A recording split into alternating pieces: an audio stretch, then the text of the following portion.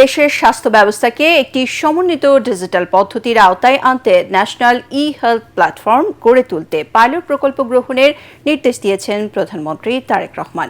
প্রাথমিকভাবে দেশের কয়েকটি জেলায় পাইলট প্রকল্পের মাধ্যমে এই প্ল্যাটফর্ম কার্যক্রম শুরুর নির্দেশ দিয়েছেন তিনি। প্রধানমন্ত্রীর তেজগাঁও কার্যালয়ে ন্যাশনাল ই-হেলথ প্ল্যাটফর্মের সম্ভাব্য কাঠামো, পরিচালনা পদ্ধতি এবং স্বাস্থ্যসেবায় এর ব্যবহার নিয়ে আলোচনা হয়।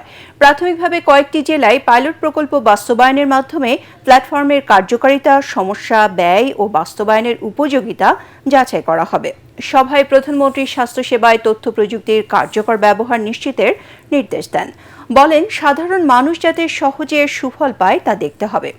রোগীর প্রয়োজনীয় স্বাস্থ্য তথ্যের নিরাপদ সংরক্ষণ এবং প্রয়োজনের সময় সংশ্লিষ্ট চিকিৎসক ও স্বাস্থ্যসেবা প্রতিষ্ঠানের তা সহজে পাওয়ার ব্যবস্থা রাখায় গুরুত্ব দেন তিনি।